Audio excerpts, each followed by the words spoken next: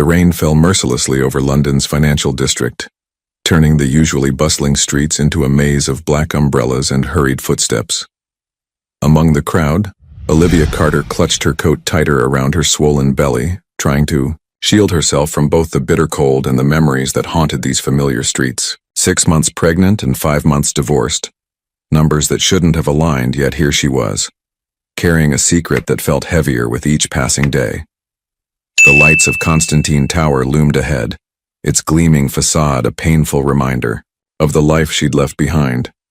How many times had she waited in the lobby for Ethan, watching him descend in his perfectly tailored suits, that crooked smile reserved just for her. Now, the mere sight of the building made her dizzy, or perhaps it was the exhaustion of working double shifts at the publishing house, while preparing for a baby she'd have to raise alone. The world tilted suddenly, the wet pavement rushing up to meet her. Olivia reached out blindly, her umbrella clattering away as darkness crept into the edges of her vision. The last thing she registered was the sound of running footsteps and a horrifyingly familiar voice calling out, "Someone call an ambulance." That voice, it couldn't be. When consciousness returned, it came in fragments, the antiseptic smell of hospital sheets, the steady beep of monitors. And there, by her bedside, sat Ethan Montgomery, his usually impeccable appearance disheveled, those steel-gray eyes fixed on her with an intensity that made her heart stutter. "Why didn't you tell me?" His voice was barely above a whisper, rough with emotion. One hand rested on the arm of the hospital chair, knuckles white from gripping it too hard. Olivia closed her eyes, fighting back tears. Of all the ways she'd imagined this moment, none had prepared her for the reality of facing him again. "Would you have believed me?" The bitterness in her voice surprised even her. "After everything that happened, after how quickly you believed I'd betrayed you." "This is my child, Olivia." The chair creaked as he leaned forward. 6 months pregnant means you knew when we signed the papers. You knew and you said nothing." "I tried." The words escaped before she could stop them, years of pent-up hurt spilling out. "That last day, in your office. But you wouldn't even look at me. You were too busy believing the lies Richard fed you about me trying to steal company secrets. Too consumed with protecting your precious empire to notice I was trying to tell you something important." The memory of that day still burned. Standing in Ethan's corner office, surrounded by floor-to-ceiling windows that made her feel like she was suspended in air, watching as he signed away their 3 years of marriage without meeting her eyes once. She'd placed a hand on her still flat stomach then, the words stuck in her throat as he'd pushed the papers toward her. "I should have known better." Ethan's voice cracked, an unusual display of vulnerability from a man who prided himself on control. "Richard's betrayal. I discovered it too late. The evidence he fabricated, the whole scheme to drive us apart. It was all a play for corporate control. But by then," he ran a hand through his dark hair, a gesture so achingly familiar it made Olivia's chest tight. "By then you were gone." "Mr. Montgomery?" A nurse appeared in the doorway, clipboard in hand. "Dr. Reynolds would like to discuss Mrs. Carter's condition." "Ms." Olivia corrected automatically, ignoring how Ethan flinched at the reminder, "and I'd prefer to speak with the doctor alone." "Like hell you will." Ethan stood, his imposing frame filling the small hospital room. "That's my child you're carrying. I have a right to—" "A right?" Olivia's laugh was hollow.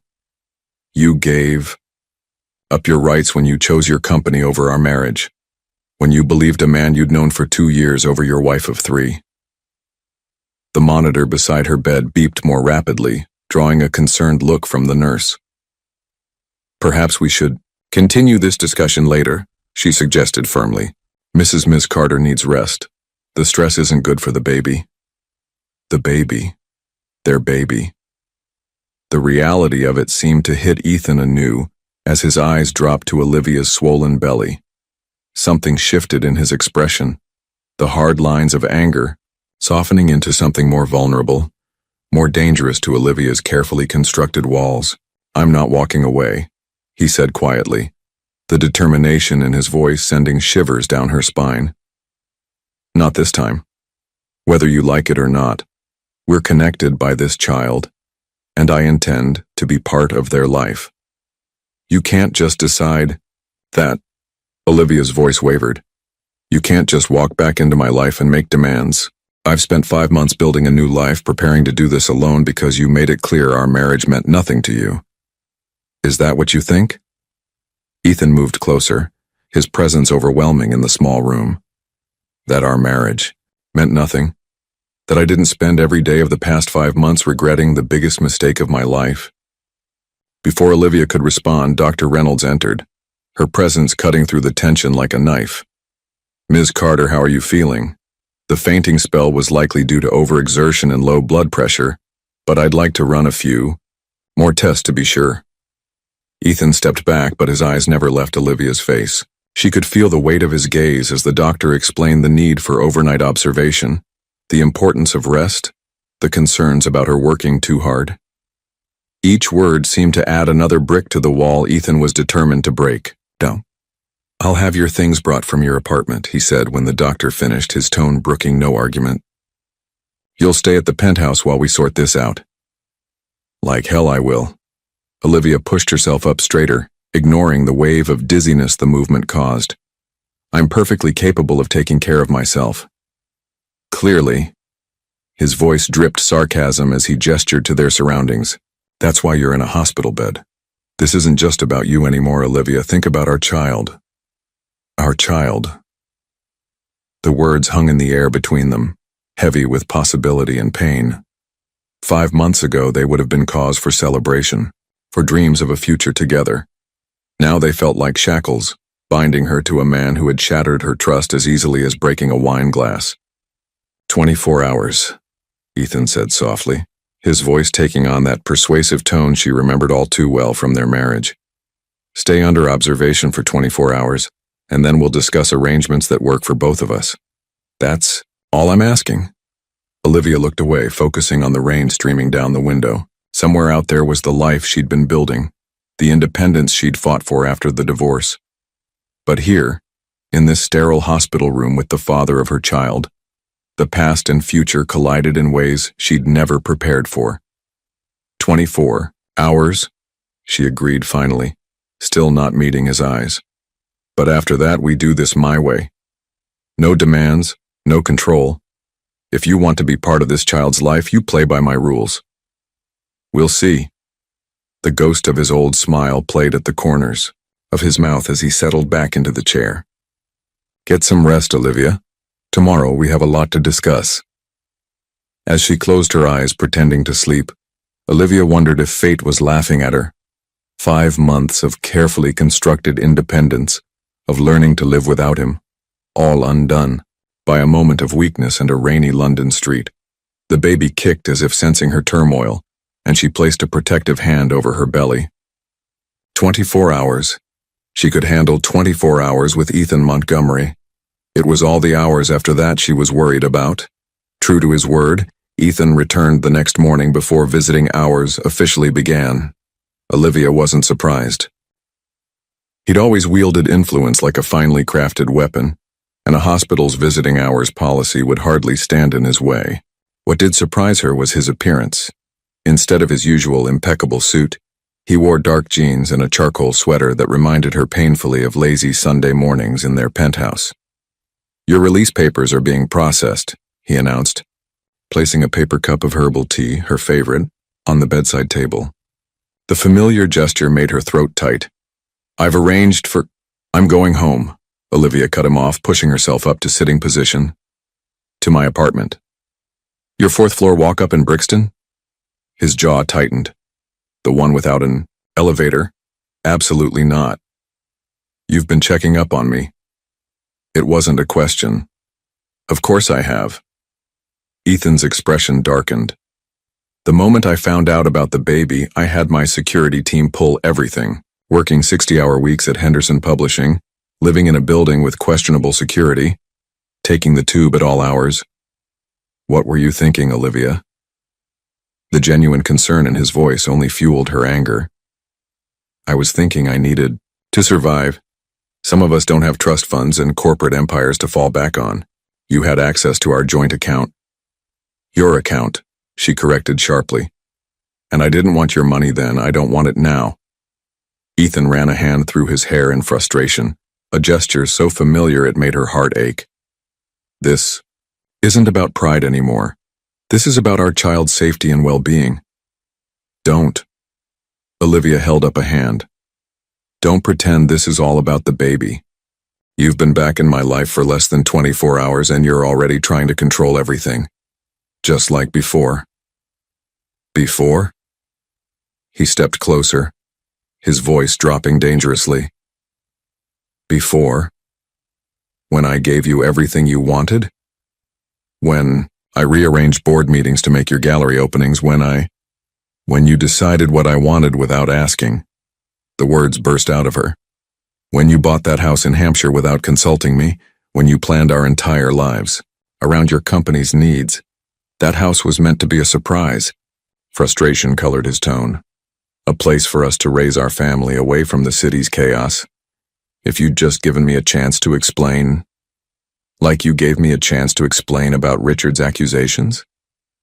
The silence that followed was deafening. Ethan's face went through a kaleidoscope of emotions before settling into something resembling regret. I deserve that.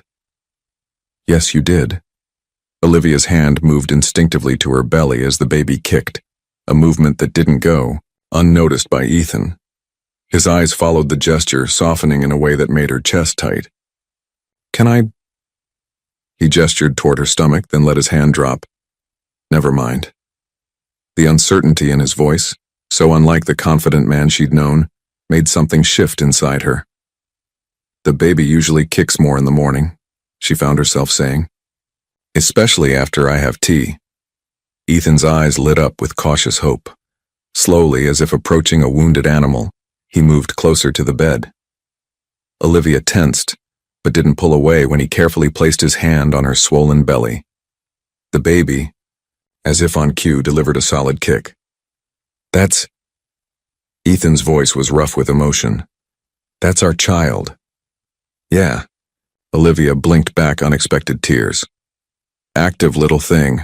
Takes after you. Never knows when to rest. A ghost of their old intimacy hung in the air, making it hard to breathe.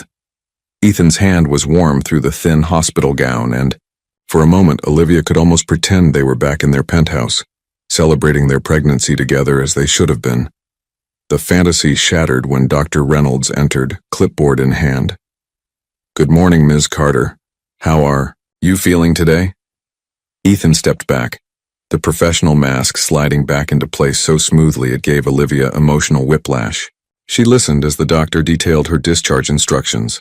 Reduced work hours, more rest, regular checkups, while Ethan absorbed every word with the same intensity he brought to business meetings. I understand you live alone? Dr. Reynolds asked, glancing between them. Given your condition in yesterday's episode, I'd strongly recommend having someone stay with you for at least a few days. That won't be necessary, Olivia started, but Ethan cut her off. She'll have round-the-clock care. I don't need a nurse, Ethan.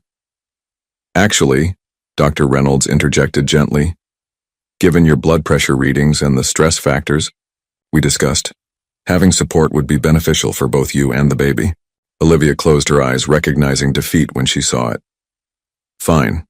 I'll call Regina. Your friend from the publishing house? Ethan's tone was carefully neutral. The one who lives in Manchester with her 3 kids. Damn him and his thorough background checks. I have other friends. None who can drop everything to care for you. He moved closer, lowering his voice. Be reasonable, Olivia. The penthouse has everything you need. Private elevator, security, space to rest. You'll have your own wing, complete privacy. Just until you're stronger. The last time I was in that penthouse, you were having me served with divorce papers. The memory still stung. Standing in their marble kitchen, the morning light streaming through floor-to-ceiling windows, as a courier delivered the documents that would end their marriage. Pain flashed across Ethan's face. I know, and I'll spend the rest of my life regretting that day. But right now, this isn't about us. It's about what's best for our child. Our child. He wielded the words like a master strategist, knowing exactly how they would affect her. Because he was right, this wasn't just about them anymore. Her pride wasn't worth risking the baby's health. 2 weeks, she said finally. I'll stay for 2 weeks, just until I'm stronger. But I want everything in writing. My right to leave whenever I want. No interference with my job, no attempts to control my life. A muscle ticked in Ethan's jaw. You really think you need legal protection from me? I think I needed it last time. The words hung between them, heavy with unspoken pain. Fine. He pulled out his phone, typing rapidly. I'll have Laurent draw up an agreement, but in return, I want full disclosure about the pregnancy, doctor's appointments, health updates, everything. Agreed. Olivia held his gaze, refusing to show how much this interaction was costing her emotionally. And Ethan? This arrangement doesn't change anything between us. We're not getting back together. He looked at her for a long moment, his expression unreadable. Get dressed. The car will be here in 20 minutes. He turned to leave, then paused at the door. And Olivia? You're wrong. Everything has already changed. After he left, Olivia placed both hands on her belly, feeling the gentle movements of their child. Don't worry, little one, she whispered. Mommy knows exactly what she's doing. But as she changed into the clothes Ethan had brought, designer maternity wear in exactly her size, because of course he'd already handled that, she wondered if she was lying to herself as much as to the baby. Because despite everything, despite all the pain and betrayal, her traitorous heart still skipped a beat when he looked at her the way he used to. 2 weeks in the penthouse.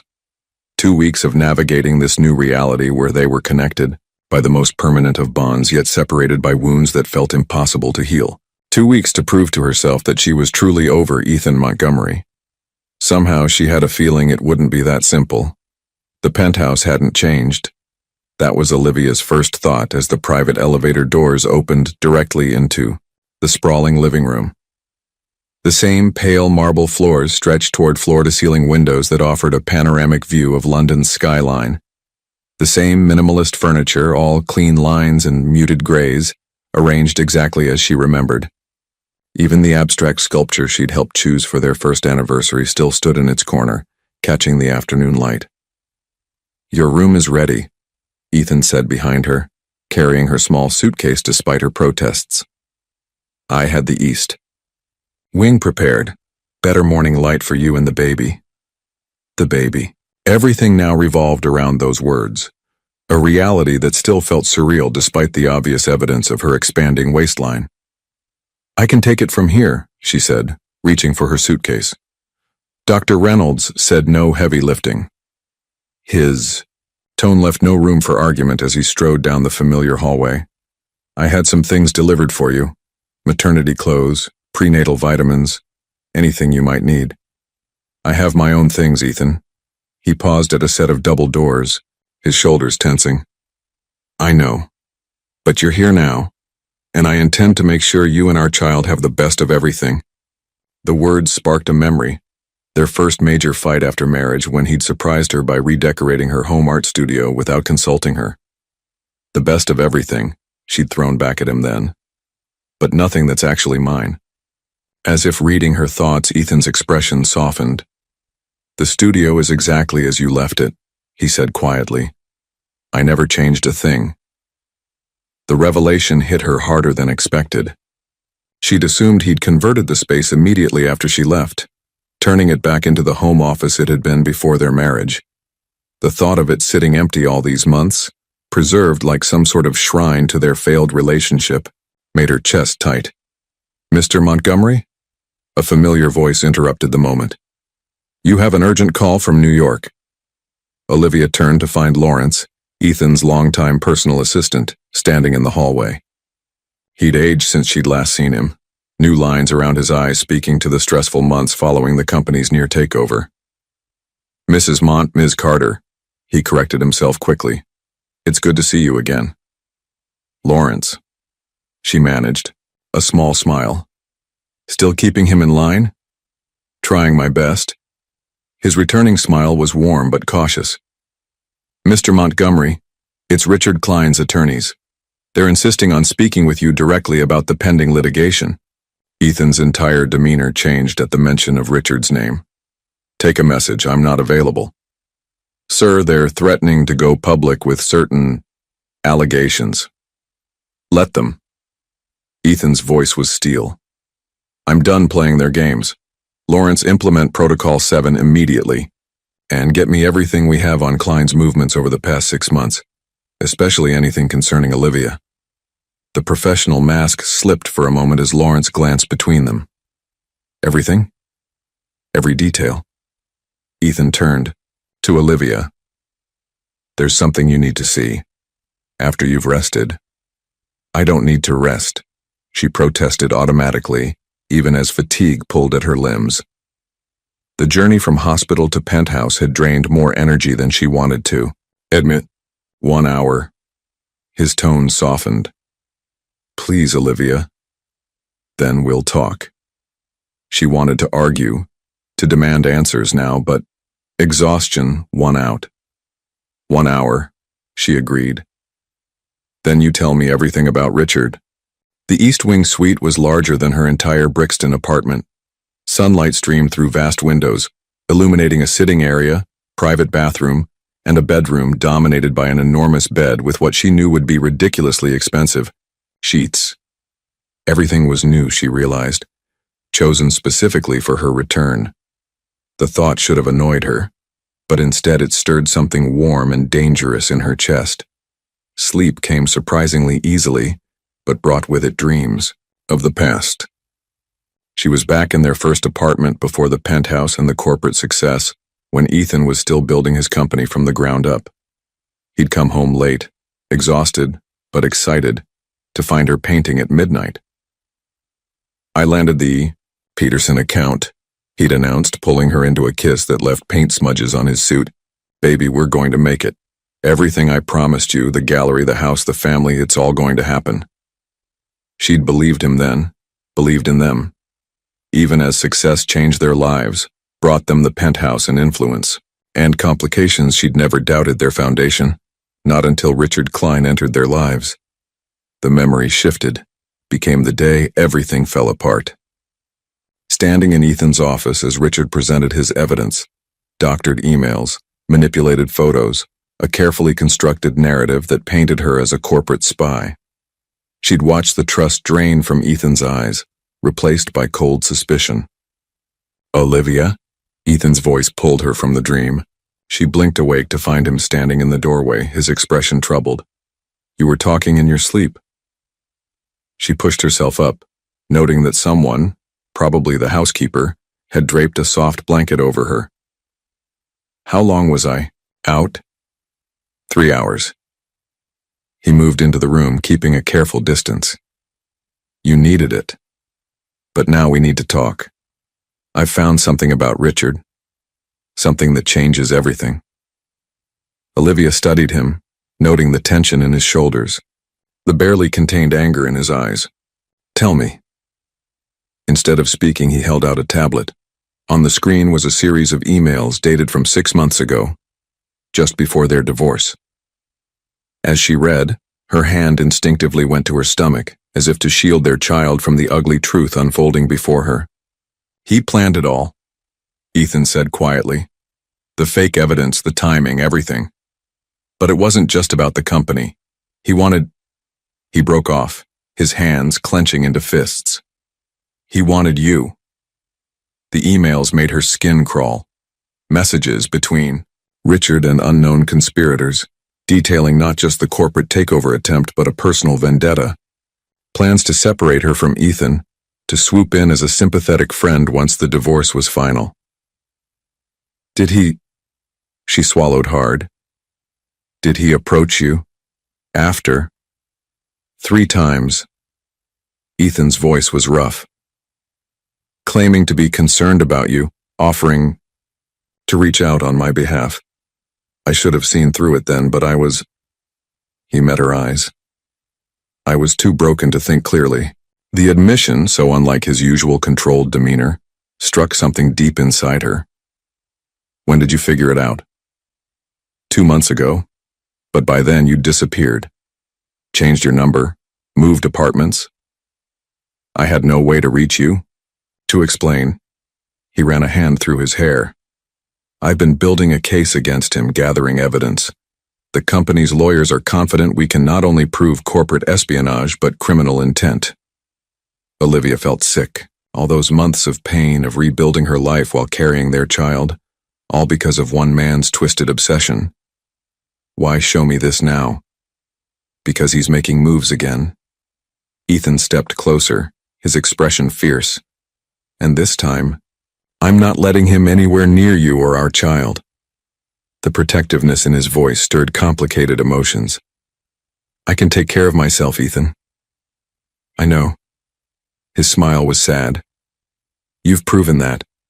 But you shouldn't have to. Not anymore. Not with this. A knock at the door interrupted them. Lawrence entered, his face grave. Sir, you need to see this. Richard Klein just called a press conference. He's claiming Ms. Carter approached him months ago with company secrets. He's painting himself as a whistleblower. Ethan's reaction was immediate and terrifying. Get our PR team on it now. Full media blackout and call Harrison. I want security doubled around the penthouse. Already done, sir, but there's more. Lawrence hesitated. He mentioned the pregnancy, implied it might not be yours. The temperature in the room seemed to drop 10 degrees. Olivia watched as Ethan's expression shifted from shock to a cold fury she'd never seen before. Sir? Lawrence prompted carefully. Get me everything. Ethan's voice was deadly quiet. Every detail of his life for the past year. Every contact, every transaction, every dirty little secret. He wants to play this game? Fine. But he's about to learn exactly what happens when you threaten my family. Family. The word hung in the air between them as Lawrence quietly withdrew. Olivia placed both hands on her stomach, feeling their child move restlessly as if sensing the tension. Ethan? She waited until he looked at her. What aren't you telling me? His hesitation was answer enough. Whatever storm was coming, she realized this was only the beginning. And like it or not, they would have to face it together. The media storm hit before dawn. Olivia woke to the sound of rain against the windows and the muffled voice of reporters gathered outside the building. On the nightstand, her phone buzzed incessantly with notifications, messages from coworkers, old friends, even her elderly neighbor in Brixton, all reacting to Richard Klein's press conference. She forced herself to watch the recording, bile rising in her throat as Richard, perfectly groomed in an expensive suit, spun his web of lies with practiced sincerity. It pains me to come forward, he was saying, his expression a masterpiece of staged concern. Ethan Montgomery was more than a business partner. He was a friend. But when his wife approached me with evidence of corporate misconduct, I had a moral obligation to act. The camera panned to show enlarged photos, her and Richard meeting for coffee months ago, carefully framed to appear intimate. She remembered that day with sickening clarity. He'd called claiming to have information about Ethan's sudden change of heart regarding the divorce, playing on her confusion and pain. A knock at the door interrupted the playback. Come in, she called, expecting Lawrence or one of the security team. Instead, Ethan entered looking like he hadn't slept at all. His usual immaculate appearance was rumpled, tie loosened, dark circles under his eyes. He carried 2 mugs, offering her one that smelled like the specialty decaf tea she'd craved during early pregnancy. You've seen it? He asked, though it wasn't really a question. How bad is it? Stock's down 12%. He settled into a chair near the bed, careful to maintain distance. The board's demanding an emergency meeting. Legal's preparing countersuits, but none of that matters right now. Of course it matters. Olivia sat up straighter, wrapping her hands around the warm mug.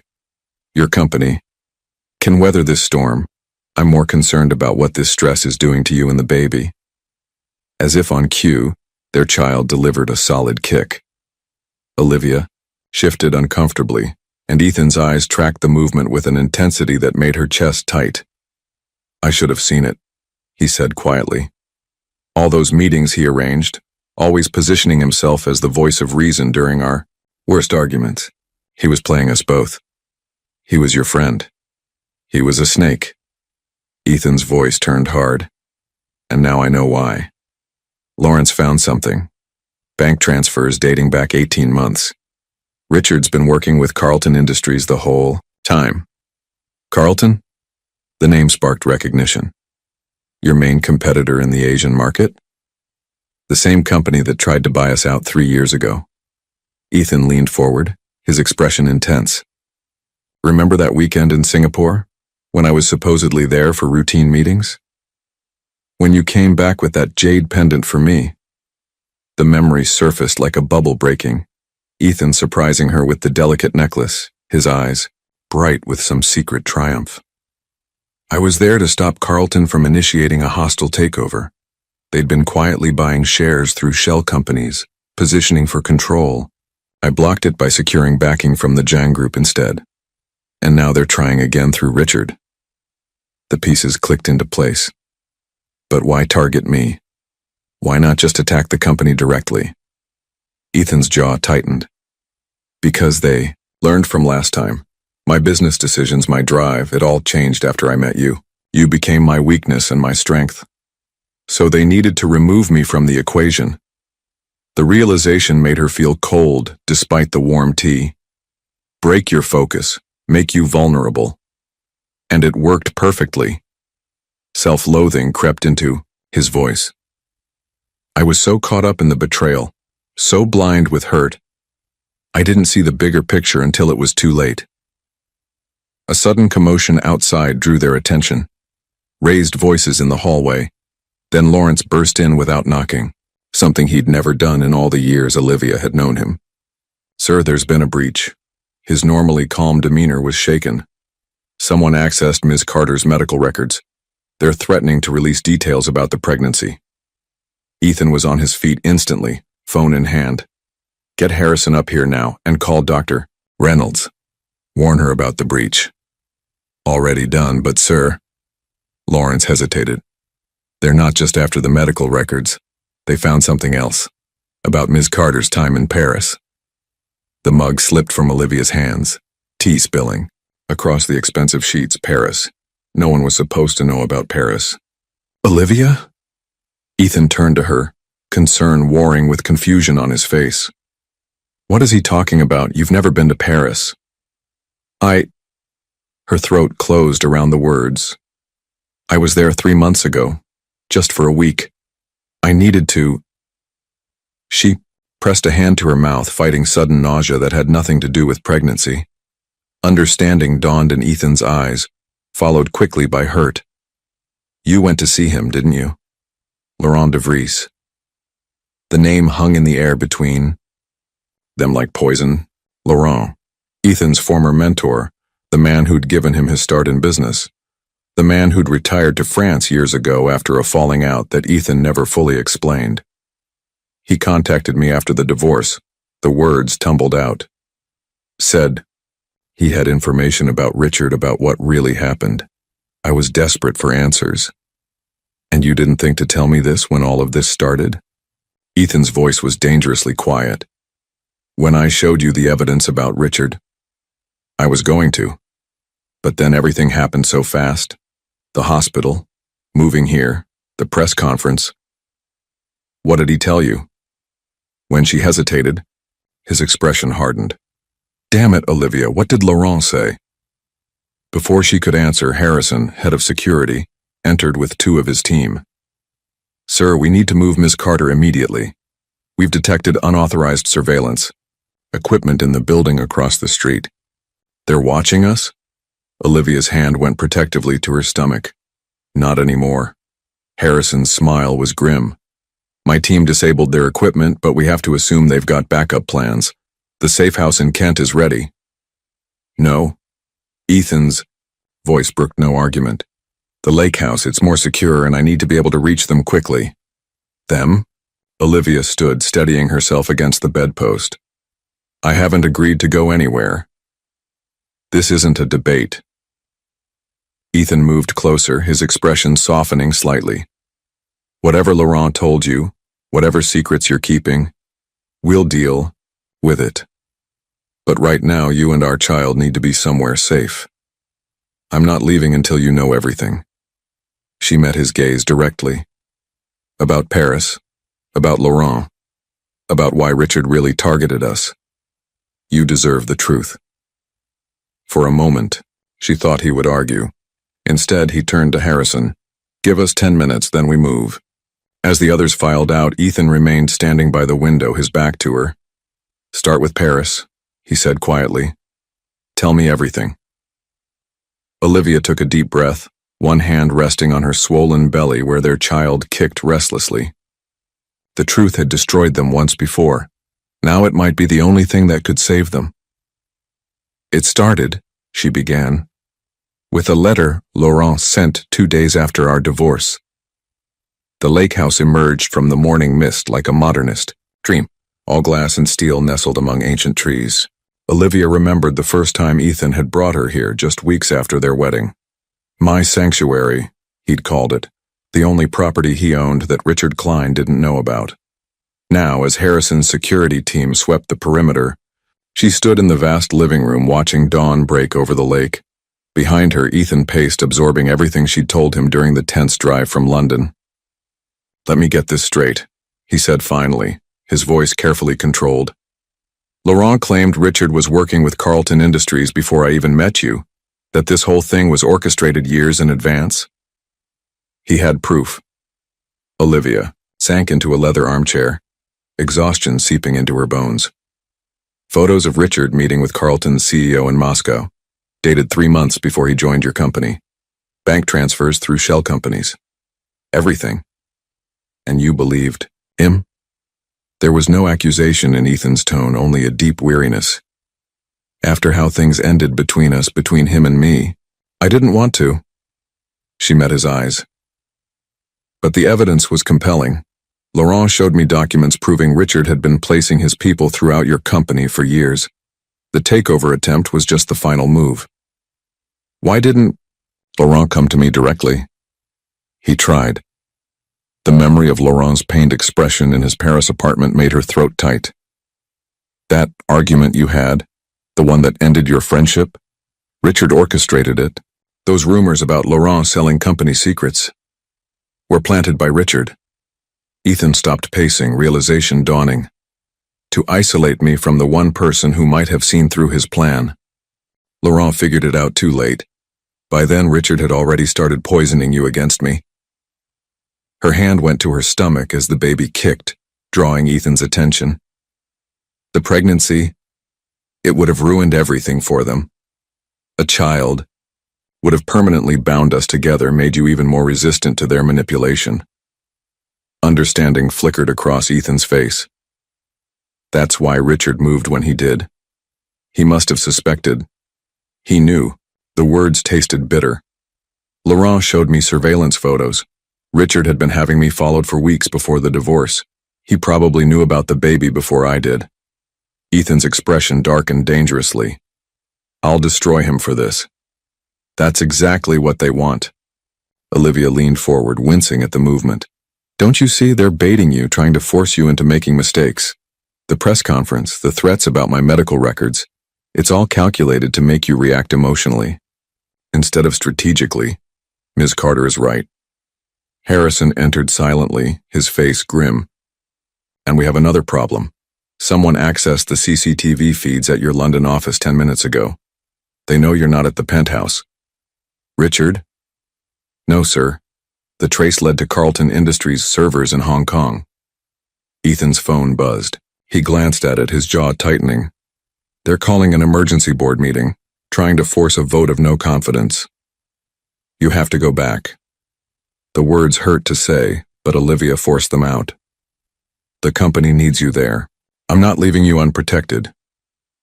"She won't be." Harrison nodded toward the window where 2 unmarked cars were pulling up. "Team 2 just arrived. Former special forces, vetted personally. No one gets within a mile of this place without us knowing." Ethan moved to Olivia's chair, kneeling beside it. "I don't like this. Being separated when I'm carrying your child." She smiled sadly. I survived 5 months without you, Ethan. I can handle a few days. That's not. He ran a hand through his hair in frustration. Things are different now. I can't lose you again. Either of you. The raw honesty in his voice made her chest ache. Before she could respond, his phone buzzed again. Lawrence this time. Sir. His voice came through clearly on speaker. Carlton's CEO just landed at Heathrow. He's requesting a private meeting. Absolutely not, Harrison interjected. It's too risky. No. Ethan stood, decision crystallizing in his eyes. This is perfect. Set it up, Lawrence. Private dining.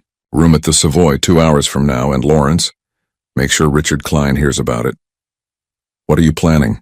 Olivia recognized that look, the one he got when all the pieces of a complex deal were falling into place. They want to play chess?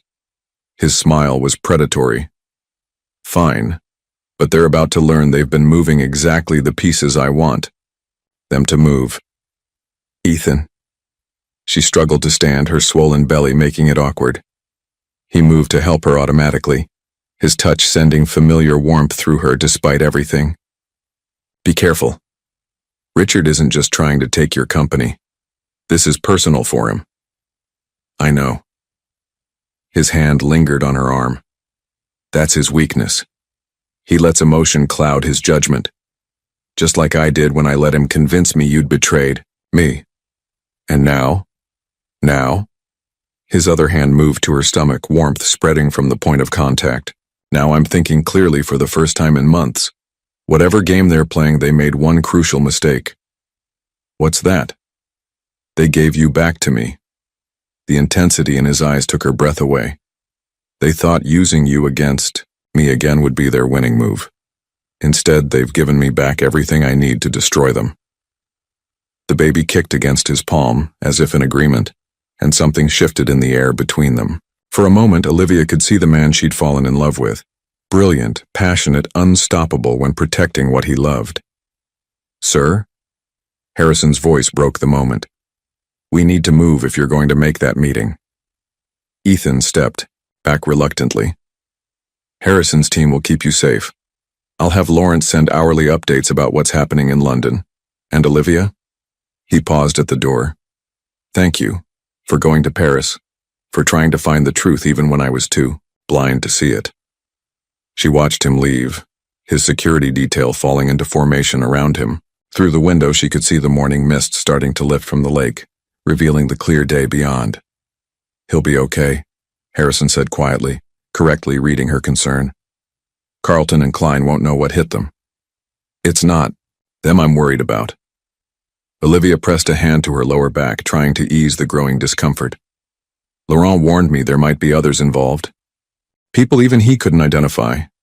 Let them come. Harrison's smile was cold. That's why we're here. But as she watched Ethan's car disappear down the private road, Olivia couldn't shake the feeling that the real danger was still hidden, waiting to strike when they least expected it. She remembered Laurent's final warning in Paris. The divorce was just the beginning. They won't stop until they've taken everything from him. The baby kicked again, harder this time, and she rubbed her belly soothingly. It's okay, little one, she whispered. Your father's finally fighting the right battle, and this time I'll make sure he doesn't fight it alone.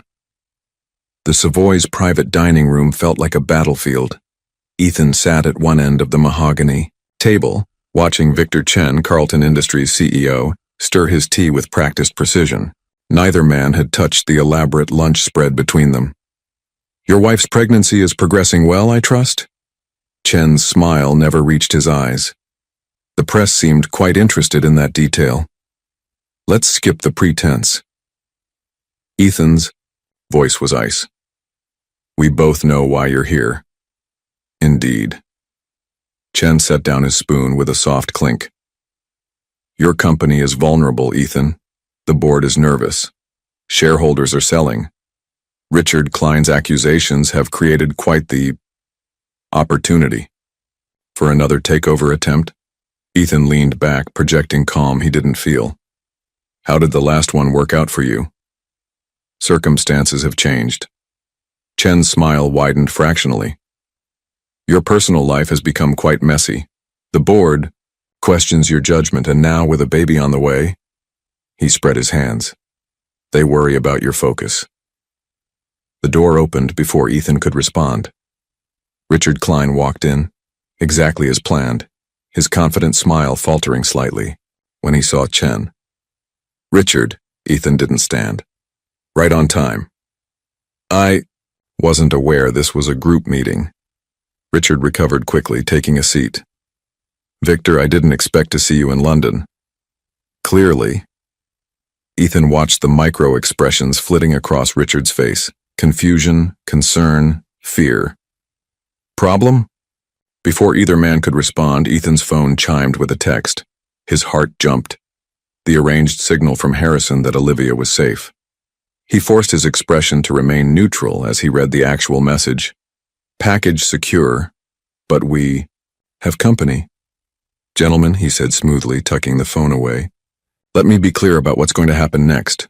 He placed a USB drive on the table. This contains proof that Carlton Industries has been illegally manipulating my company's stock through shell companies. It also documents every meeting between you two over the past 3 years, including that interesting weekend in Moscow. Richard's face went pale. Chen's smile finally slipped.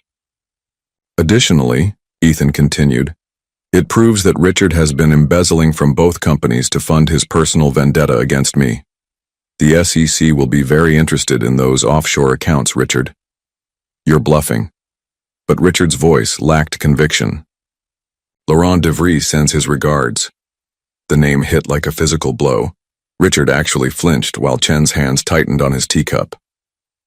Laurent is a desperate old man, Chen said carefully. His evidence would never stand up in court. No? Ethan's smile was razor sharp. Ask Richard about the real reason he visited Laurent in Paris last year. Ask him what he took from Laurent's safe, and more importantly, what he missed. The look Richard shot Chen was worth everything. In that moment, the carefully constructed alliance between them cracked. I did what was necessary, Richard snapped at Chen. If you'd stuck to the original plan. The original plan didn't involve your obsession with his wife, Chen cut in coldly. You promised a clean takeover. Instead, you let personal feelings compromise everything. Gentlemen, Ethan stood. You have 24 hours to withdraw all pending actions against my company. After that, this evidence goes to the SEC, Interpol, and every major financial publication in the world. You'll destroy your own company in the process, Chen warned. The scandal will be nothing compared to what I'll do to you both if anything happens to Olivia or my child. The threat wasn't subtle. Are we clear? Before they could respond, his phone buzzed again, this time with a call from Harrison. His stomach dropped. This wasn't part of the plan. Excuse me. He stepped away from the table, turning his back on the two men. What's wrong? We've got multiple vehicles approaching the lake house. Harrison's voice was tense. Professional, team, well-equipped. They've taken out our perimeter sensors. Ethan's blood ran cold. Olivia, secure in the panic room. But sir, they knew exactly where to find us. Only a handful of people knew about this location. The realization hit like a physical blow. Ethan turned back to the table, but Chen and Richard were already standing, their expressions telling him everything. You're right, Chen said smoothly. The lake house is quite secure. Such a shame about the construction company that built it, though. Going bankrupt, selling all their records, including the blueprints. Call them off. Ethan's voice was deadly quiet. Now. I don't think so. Richard's confidence had returned. In fact, I think you'll want to reconsider our earlier discussion. Perhaps over dinner? I hear the lake house has a wonderful view. Ethan's finger hovered over the panic button that would bring his security. Team rushing in. But if he moved now, showed his hand. Sir? Harrison's voice was urgent in his ear. We've got maybe 10 minutes before they breach the perimeter. The choice crystallized. He could stay, confront Chen and Richard, expose Everything was in risk: Olivia and their child, or he could let them think they'd won this round. Gentlemen, his voice remained steady through sheer will. We'll continue this discussion later. He was moving before they could respond, already dialing Lawrence. Get the helicopter to the hotel roof. Now. And Lawrence? Initiate protocol. 0. Sir? Lawrence's shock was audible. That protocol, it would mean burning everything I know. Ethan strode through the hotel's opulent hallway, his security team falling into step. Do it.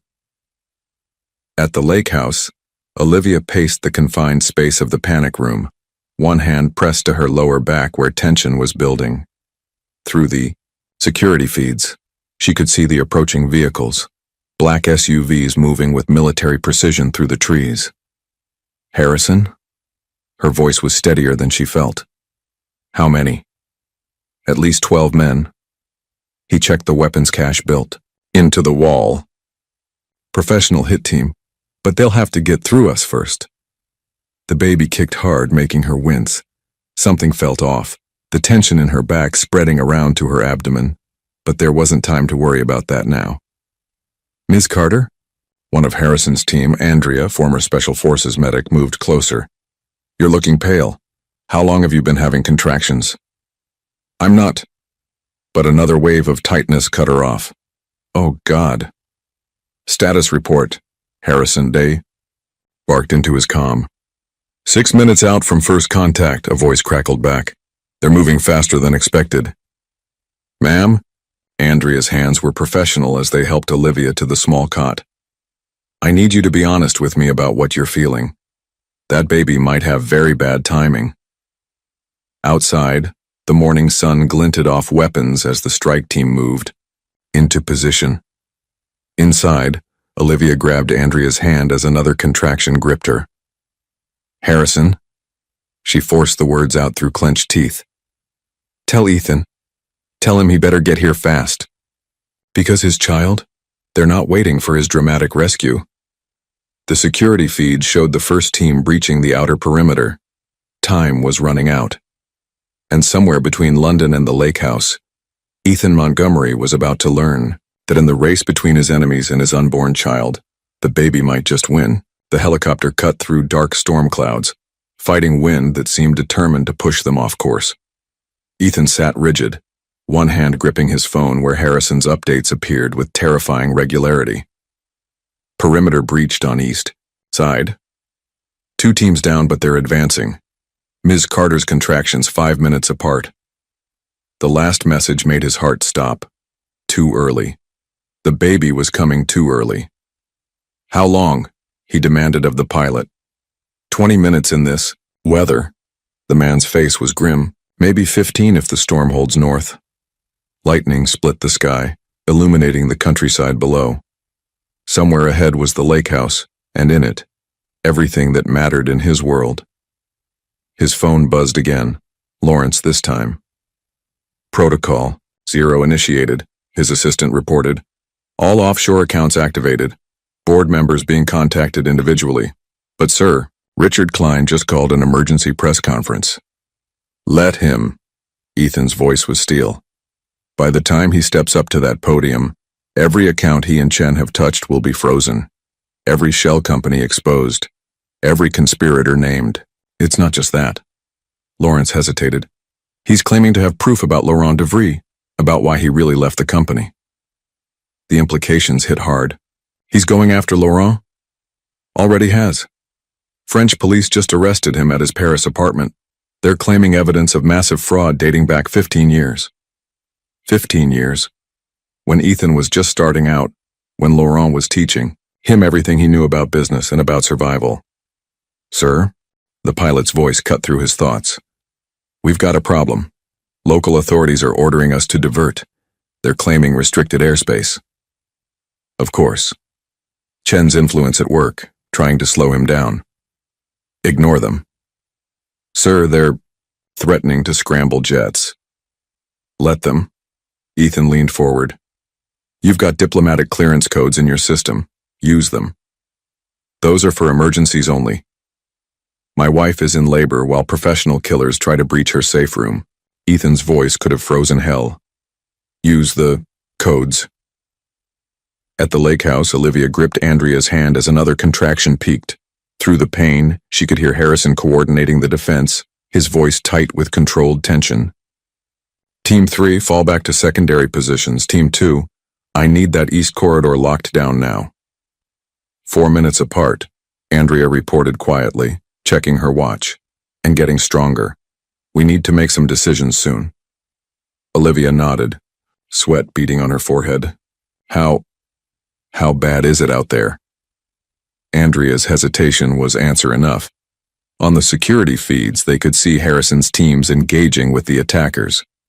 The advantage of defensive positions was helping, but the professionals attacking them were good. Too good. They're not just mercenaries, Harrison said, joining them while reloading his weapon. These are ex-military. Special ops. They know exactly what they're doing. Like they knew about the panic room? Olivia gasped as another contraction built. The blueprints? No. Harrison's expression was grim. Like they've been practicing this assault. They know our protocols, our response patterns. This isn't just about the blueprints. They've been studying us. A crash echoed through the feeds, the sound of the main door being breached. Harrison pressed a button and steel shutters slid silently over the panic room's walls, adding another layer of protection. How long will it hold? Olivia managed between breaths. Long enough. But Harrison's eyes went to the medical supplies Andrea was laying out. The question is, how long do we have before that little one decides to make an appearance? First babies usually take their time, Andrea offered, helping Olivia change position. Could be hours yet. A violent explosion rocked the house, making the security feeds flicker. When they stabilized, 3 cameras were dark. Unless they use explosives to access the lower levels, Harrison amended. Then we might have other problems. Olivia closed her eyes, trying to focus on her breathing like her prenatal classes had taught. But those classes hadn't covered giving birth in a panic room while under assault. Harrison? One of his team called from the communication station. We've got an incoming helicopter, unknown signature. Ethan? Olivia's hope must have shown in her voice. Can't confirm, they're running dark. Harrison studied the radar display. Could be reinforcements for them. Andrea, get her away from the outer wall. Johnson, Peters, coverage positions. Another explosion. Closer this time. On the remaining feeds, they could see the strike. Team moving with practiced efficiency through the house's upper levels. 3 minutes apart, Andrea reported as another contraction hit. And her water just broke. This baby. They're not waiting for backup. Harrison made a decision. Peters, get the emergency medical kit. Johnson, help Andrea move that cot to the far corner. If they breach this room, that's our last defensible position. Harrison, Olivia grabbed his arm as he passed. If it comes down to it, if you have to choose between protecting me or getting this baby out safely, that's not going to happen. His voice was firm. Your husband didn't hire me just for my tactical skills. I delivered my own daughter in a sandstorm in Afghanistan. Trust me, this baby's going to be fine. The helicopter's signature on their radar grew stronger. Outside, the storm that had been threatening all morning finally broke, rain hammering against the house's remaining windows. 2 minutes out, the comm officer reported. They're requesting... Wait. He pressed his earpiece tighter. That's not standard protocol. They're broadcasting. Through the speakers came a sound that made Olivia's heart stop. Mozart's Piano Concerto No. 23, the piece that had been playing the night Ethan proposed. It's him. Tears mixed with sweat on her face. Harrison, it's him. Confirm identity. Harrison ordered, but his relief was visible. And someone get me a secure landing zone. Peters, upper corridor team. Prepare to receive friendlies. Another contraction gripped Olivia, stronger than before. Andrea's face grew serious as she checked her progress. Harrison? The medic's voice was calm, but urgent. Tell Mr. Montgomery he better land fast. This baby's not waiting for dramatic. Entrances. Outside, the helicopter's rotors grew louder, competing with the storm. Inside, Olivia fought to breathe through pain that seemed to consume her world. "Ethan," she whispered, one hand pressed to her belly where their child fought to enter. The world. "Hurry." In the helicopter, Ethan gripped his phone as Harrison's latest update came through. "Baby coming. Room still secure, hurry." "Faster," he ordered the pilot even as lightning cracked dangerously close. "Whatever it takes." Because he hadn't fought this hard, hadn't sacrificed everything to miss this moment. Chen, Richard, the company, none of it mattered. His world had narrowed to a fortified room where his wife battled to bring their child into the world, while professional killers tried to reach her. The lake house appeared through the rain, emergency lights marking a landing zone on the lawn. Even from the air, he could see the signs of battle: broken windows, smoke rising from the east wing, Harrison's teams engaging hostiles near the main entrance. "Sir?" The pilot tensed. "We're taking fire." "Land anyway." Because beneath, the sound of rotors and gunfire carrying faintly through the storm came a different sound. A baby's first cry, announcing their arrival into a world of chaos and love and desperate hope. Ethan Montgomery had just become a father. And heaven, help anyone who tried to stand between him and his family. The world had narrowed to the sound of his daughter's cries. Ethan moved through the chaos of the lake house like a force of nature, Harrison's advance team clearing his path. Gunfire echoed from the east wing, but it was background noise now. Nothing mattered except reaching that reinforced room where his child's first cries pierced the air. "Status?" he demanded as Harrison himself appeared from a side corridor. "Mother and daughter stable." Harrison fell into step beside him, efficiently dispatching a hostile who emerged from the library. "But we've got problems. They're not retreating." "Of course not." Ethan checked his phone. Still no response from Lawrence about Laurent's situation in Paris. "They're not here just for Olivia and the baby. They want something else." "Sir?" Harrison keyed in the first security code for the panic room. "What aren't you telling me?" Before Ethan could respond, gunfire erupted from above. Two of Harrison's men went down as a new team of attackers rappelled through the skylight. "Protect the entrance." Harrison shoved Ethan toward the panic room door. "Secondary team, upper-level breach." Ethan's fingers flew over the keypad, entering the complex sequence that would grant him access. Inside, he could still hear his daughter crying, strong, healthy cries that made his heart constrict. The door opened with a hydraulic hiss, revealing a scene he'd never forget. Olivia, exhausted but radiant, cradling a tiny bundle against her chest. Andrea beside her, monitoring vital signs. And in the corner, the reason for the attacker's persistence. An encrypted laptop that contained every secret Laurent had entrusted to them. "Ethan." Olivia's voice was weak but joy-filled. "Meet your daughter." The world stopped. The gunfire, the explosions, the crisis unfolding around them, all of it faded as he crossed the room and saw his child's face for the first time. Tiny features, still scrunched from birth, a wisp of dark hair beneath the blanket. "She's perfect." His voice cracked as he touched her impossibly small hand. "Just like her mother."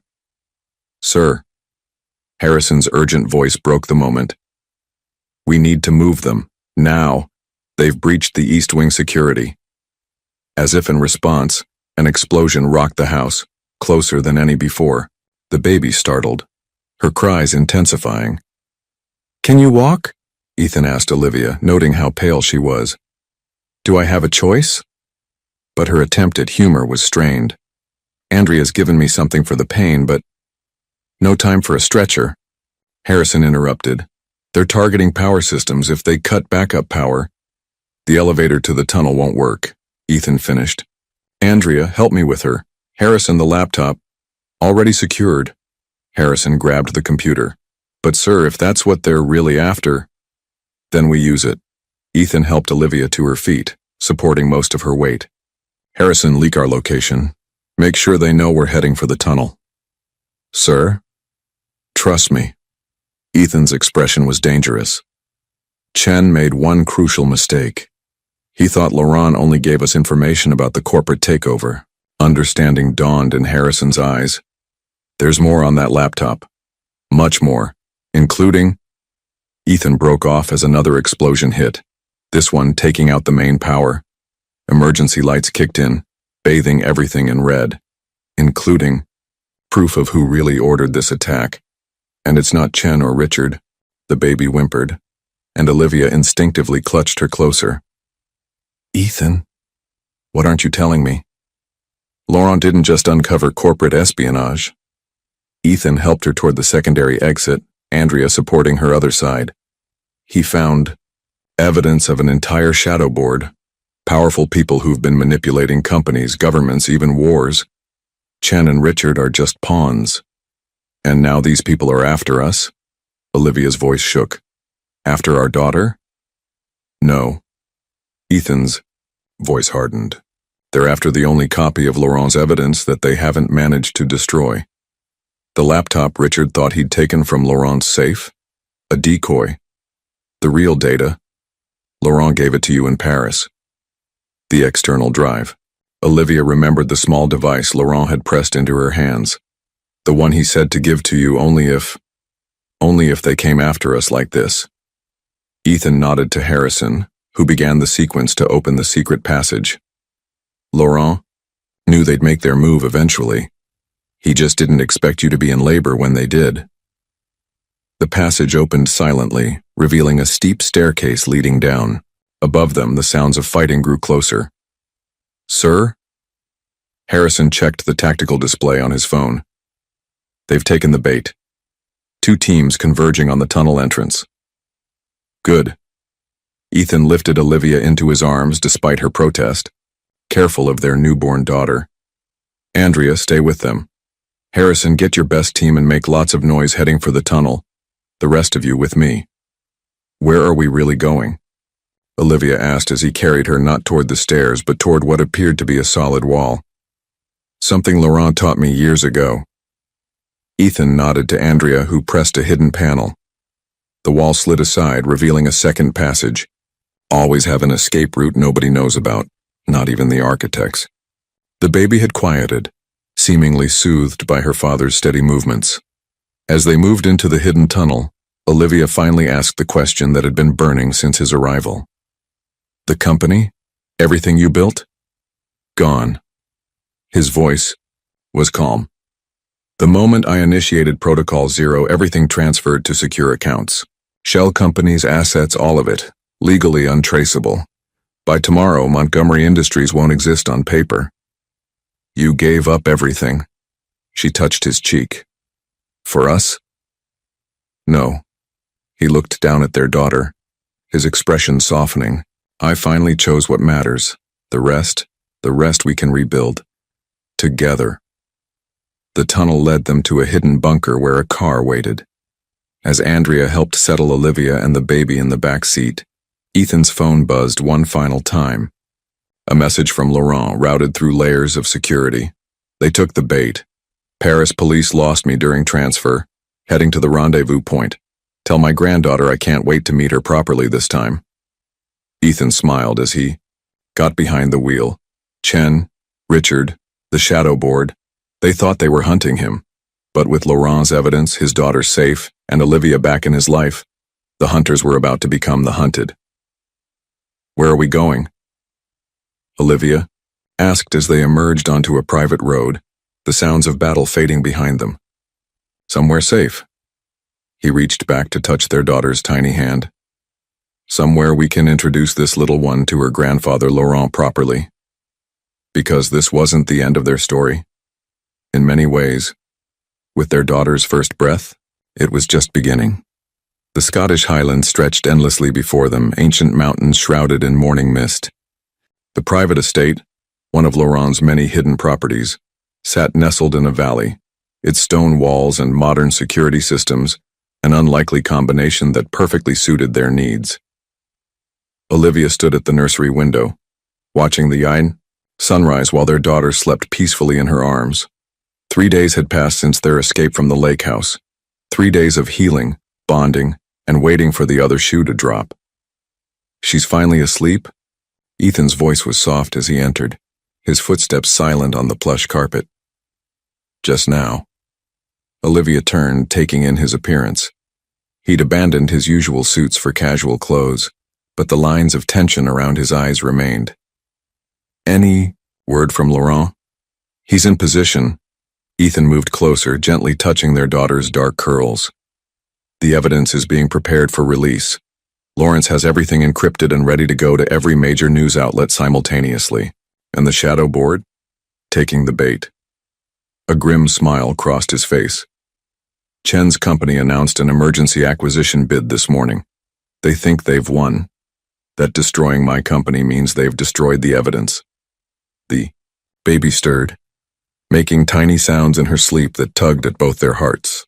Olivia shifted her carefully, still marveling at how something so small could command such power over them. She needs a name, she said softly. We can't keep calling her Little One. I've been thinking about that. Ethan's hand moved to support the baby's head, his touch infinitely gentle. What about Victoria? It means victory. Olivia smiled. Victory over everything they tried to do to us. Victoria Grace Montgomery. He tested the name. Strong enough to face whatever comes, graceful enough to rise above it. Like her mother? Olivia meant it as a joke, but Ethan's expression turned serious. Exactly like her mother. He cupped her cheek with his free hand. You faced everything, alone for so long, rebuilt your life, protected our child, never gave up hope that the truth would come out. Not entirely alone. She leaned into his touch. Laurent has a lot to answer for. But there was no anger in Ethan's voice. He should have told me about the shadow board years ago, about how deep their influence went. He was protecting you. Olivia walked to the antique crib, another of Laurent's perfect touches, and gently laid Victoria down. Just like you protected me by walking away when Richard threatened to destroy my career along with yours. Ethan's expression darkened at the memory.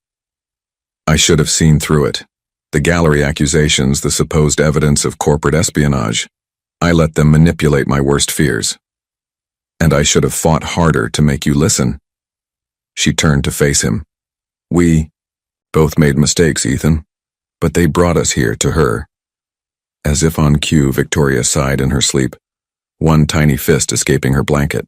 They both moved to tuck it back in, their hands meeting over their daughter. The moment was interrupted by Harrison's quiet entrance. Sir? The package from Paris just arrived. Ethan straightened, all business again. Laurent's final evidence? Yes, sir, and there's something else. Something about Richard Klein's connection to the shadow board. It's bigger than we thought. Show me. They moved to the study, close enough to hear Victoria through the baby monitor, but far enough not to disturb her sleep. On the antique desk, Harrison laid out documents and photos that made Olivia's blood run cold. Richard wasn't just working for them, Ethan said quietly, studying the evidence. He's part of them. His father was one of the founding members. Harrison pointed to an old photograph. The shadow board has been manipulating global markets for 3 generations. Chen's company, your company, they're just pieces in a larger game. And Laurent knew? Olivia asked. All this time? He discovered it when Richard's father tried to recruit him 20 years ago. Ethan's voice was grim. That's why he took me under his wing. He was grooming me to help him expose them. But something went wrong. Richard figured it out. Harrison laid out more photos. He realized Laurent was building a case against his family's entire organization. That's when they started moving. Against both of you. The divorce wasn't just about weakening Ethan's company. It was about isolating him from Laurent's influence. And now? Olivia's hand went protectively to the baby monitor at her waist. Now we have everything we need to destroy them. Ethan's smile was dangerous. Laurent's evidence combined with what we gathered during the takeover attempt? It's enough to expose 3 generations of market manipulation, Political interference even. He broke off as his phone buzzed. The message from Lawrence was brief, but devastating. Richard found Chen. He's dead. Board meeting called for tomorrow. Morning.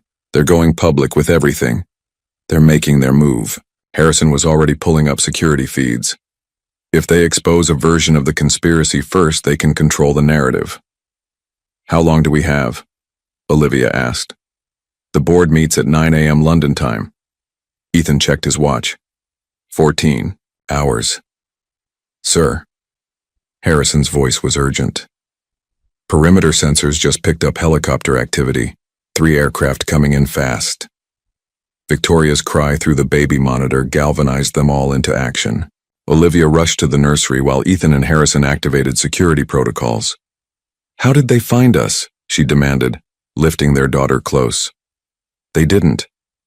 Ethan appeared in the doorway, relief evident in his stance. It's Laurent. He brought backup.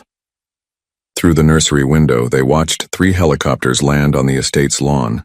From the first emerged Laurent himself, elegant as ever in his French designer suit. From the others came teams of what could only be federal agents. My friends at Interpol, Laurent announced when they met him in the grand entry. Ready to take our evidence public and protect your family while they do. He paused, eyes fixing on the bundle in Olivia's arms. And this must be my granddaughter. Victoria chose that moment to open her eyes, fixing Laurent with a stare that made him catch his breath. She has your spirit, he told Olivia, then smiled at Ethan. And your determination. May I? As Laurent held his honorary granddaughter for the first time, Ethan's phone buzzed again. This time, the message made him smile. Lawrence has everything in place. The moment the board meeting starts, every piece of evidence goes public. Banking records, secret meetings, 3 generations of manipulating world events, all of it. And Richard? Olivia asked. We'll learn what happens when you threaten the wrong family. Laurent's voice was steel beneath its cultured accent. Both his corporate one and his real one. Victoria gurgled, reaching for Laurent's immaculate tie, and the tension in the room softened. She really does need protecting, Laurent mused, letting the baby grab his finger instead. The world can be quite dangerous for those born to change it. She has us, Ethan said simply, wrapping an arm around Olivia. All of us. Because tomorrow would bring chaos. Exposed conspiracies, toppled power structures, the end of a shadow organization that had manipulated world events for generations. But tonight, in this safe harbor in the Scottish Highlands, a family pieced itself back together. Victoria Grace Montgomery slept peacefully, unaware that her very existence had helped expose a conspiracy that would reshape the financial world. Outside, Laurent's Interpol teams took up defensive positions, and in the study, Ethan and Olivia prepared for one final battle, not for wealth or power, but for the chance to give their daughter a world with fewer shadows. Dawn would bring revolution, but for now, they had this moment, this peace, this second chance at the family they'd almost lost. The London financial district gleamed in the early morning sun, its towers of glass and steel reflecting golden light as the city awakened. In the Montgomery Industries boardroom, Richard Klein straightened his tie, surveying the assembled board members with carefully crafted concern. Gentlemen, ladies, he began, what I'm about to share will shock you, but the evidence of Ethan, Montgomery's criminal. The doors burst open. Laurent DeVries strode in, followed by Interpol agents and financial crimes investigators. Please. Laurent's smile was razor-sharp. Do continue. I'm particularly interested in hearing about criminal behavior. This is a private meeting, Richard snapped, but his face had gone pale.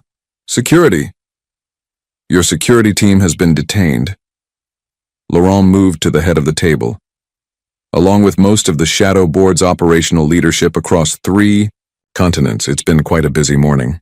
The boardroom erupted in confusion. Through it all, Richard's expression shifted from shock to calculation to something approaching triumph. You have nothing, he said quietly. Chen destroyed. Chen? Laurent raised an eyebrow. Oh, you mean the man you murdered? The one wearing a wire during your entire conversation about eliminating loose ends? Before Richard could respond, the room's screens flickered to life. Lawrence's face appeared, calm and professional as ever. Pardon the interruption, he said, but Mr. Montgomery thought you should all witness this live. The screen split, showing simultaneous news broadcasts from around the world. BBC, CNN, Al Jazeera, all running the same headlines. Global financial conspiracy exposed. Shadow board operations revealed. 3 generations of market manipulation uncovered. Impossible, Richard whispered. The evidence was destroyed in the Lake House attack. The Lake House? Laurent's laugh was gentle. My friend, did you really think we'd keep something so valuable in such an obvious location? Though I must thank you. The attack provided excellent cover for implementing the final phase of our plan. The screens changed again, showing surveillance footage, banking records, secret meetings, decades of carefully gathered evidence streaming across every major news network in the world. You see, Laurent continued, while you were so focused on destroying Ethan's company, on separating him from Olivia, on eliminating every trace of your family's corruption, you missed what was happening right in front of you. Which was what? Richard's hand moved toward his jacket, but an Interpol agent stepped forward smoothly. The birth of something stronger than corruption. Laurent's voice hardened. Family, trust, the very things your shadow board sought to manipulate became its downfall. The boardroom doors opened again. Ethan Montgomery entered, with Olivia beside him carrying Victoria. The baby, dressed in a tiny dress that probably cost more than most cars, regarded the room with curious eyes. Hello, Richard. Ethan's voice was calm. I believe you've met my daughter, the one whose existence forced you to accelerate your plans. You destroyed everything, Richard snarled. The company is exactly where it should be. Ethan moved to stand beside Laurent, in the hands of people who understand that true power comes from building things, not destroying them. Olivia stepped forward, Victoria secure in her arms. Your father tried to recruit Laurent all those years ago because he recognized something in him, the same thing Laurent saw in Ethan, the ability to change the world without corrupting it. And now? Richard looked around the boardroom at the evidence still streaming across the screens, at the agents moving to position themselves around him. What happens now? Now? Ethan smiled, touching Victoria's tiny hand. Now we rebuild. The right way. The next hours passed in a blur of arrests, statements, and revelations. The shadow board's influence had reached further than anyone imagined, controlling not just companies but governments, policies, even wars. As the evidence Laurent had spent decades gathering went public, the financial world shuddered and began to reshape itself. Later, in the penthouse that had witnessed both their greatest joy and deepest pain, Olivia stood at the window watching the city lights flicker on. Victoria slept peacefully in her bassinet, while Ethan and Laurent discussed the future of the company. The board has approved the restructuring, Laurent was saying. With the shadow board's assets frozen and their influence eliminated, we can implement the changes we've always dreamed of. Ethical investment, Ethan nodded. Sustainable development, using our power to build instead of control. And you? Olivia turned from the window. Will you take back control of the company? Ethan moved to join her, wrapping an arm around her waist. Only if you'll help me run it. Your insight, your creativity, they're exactly what we need to build something new. Speaking of building, Laurent interrupted smoothly, I have a gift for the 3 of you. He handed Ethan an envelope. Inside were deeds and blueprints, plans for a home that combined Olivia's artistic vision with Ethan's love of modern efficiency. A place by the sea with room for Victoria to grow, for art to flourish, for family to expand. I believe, Laurent smiled, this might be a better surprise than that house in Hampshire. Olivia laughed, tears in her eyes. It's perfect. Victoria stirred, making the soft sounds that preceded waking. All 3 adults moved toward her automatically, drawn by the magnetic pull of new life and fresh beginnings. You know, Laurent said softly, watching Olivia lift her daughter, in all my years of fighting the shadow board, I never truly understood what I was fighting for. Not until I saw you three together. Family, Ethan said simply, joining his wife and daughter. Yes. Laurent touched Victoria's cheek gently. The one thing they could never corrupt or control. The power of love to rebuild what greed destroys. Outside, London hummed with the energy of change as the financial world restructured itself. Inside, Victoria Grace Montgomery drifted back, to sleep in her mother's arms while her father and honorary grandfather planned a future built on trust instead of power. We did it, Olivia whispered, leaning into Ethan's embrace. We really did it. No, he corrected softly, looking at their daughter. We're just beginning. Because some endings are really beginnings in disguise, and as the sun set on the old world of shadow boards and corruption, it rose on something new, a future shaped not by power and control, but by the simple, unshakable bonds of family and love. Victoria sighed in her sleep, secure in the knowledge that she was surrounded by people who had moved heaven and earth to protect her. And in that peace, in that promise of tomorrow, lay the greatest victory of all. If you found out that the person you loved most in the world had been manipulated into doubting you, like Olivia found out about Ethan, would you have the courage to fight for that love again, or would you let your pride speak louder? Leave your opinion in the comments. Thank you for watching. If you enjoyed the story, please subscribe to our channel and leave a comment below letting us know what you thought. Your feedback and support mean a lot to us. Stay tuned for more exciting stories.